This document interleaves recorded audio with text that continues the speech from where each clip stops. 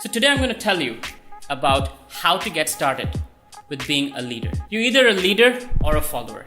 There's nothing really in between. Now, everybody is not born a leader. Some people are trained to be a leader, but nevertheless, there is no difference in the effectiveness you can have in an organization being a trained leader or a born leader. But how do you get started? I was not a born leader. I was a very shy person, hardly could talk to anyone.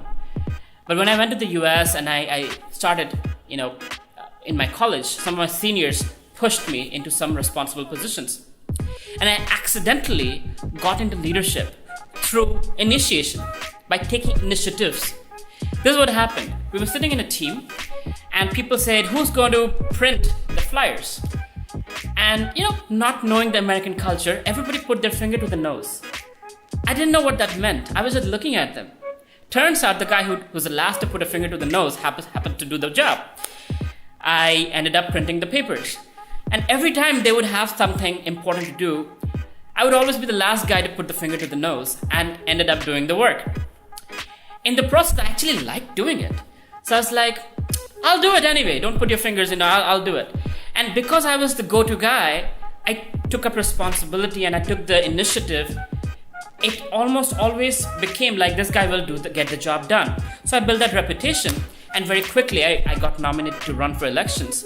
And I've been a leader ever since in whatever I do. I won the election and thereafter, business and then politics and then all kinds of things. Now, what happens when you don't take initiative? When you're the guy like, I don't want to do it, right?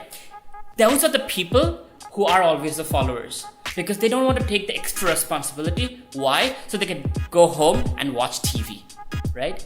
Now, your ambition and your work ethics needs to be in line, especially when you want to be a leader. If you have an ambition that I want to lead this organization or this team or this group or this committee, you got to be a harder working person than most of the people. You got to have a vision. And you got to be the go-getter who gets things done, who people trust to get things done.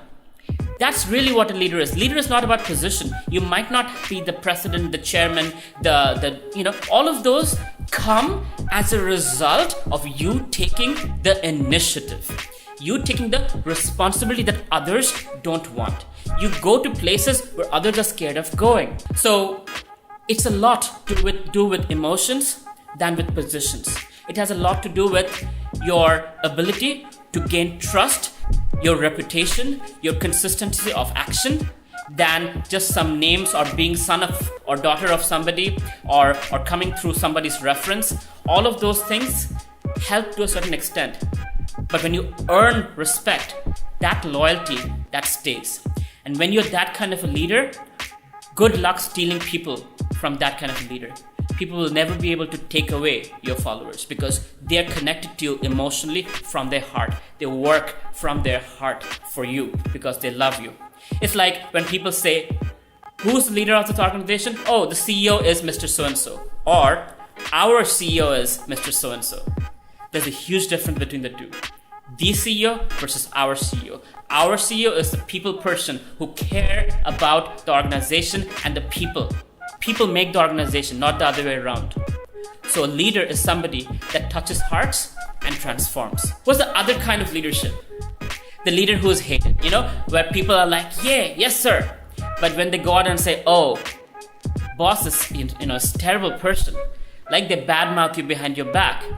They give excuses for not performing, etc., etc. So a bad leader is actually harmful to the organization.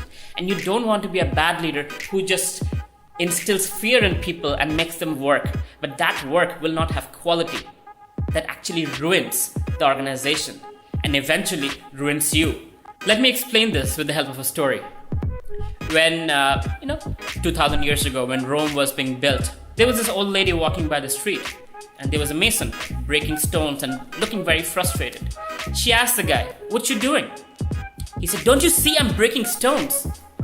She was like, okay, keep doing what you're doing. She kept walking. She found another mason who was breaking stones. And she asked him, what are you doing? And this man was very happy. He said, I am helping build the tallest cathedral in Rome.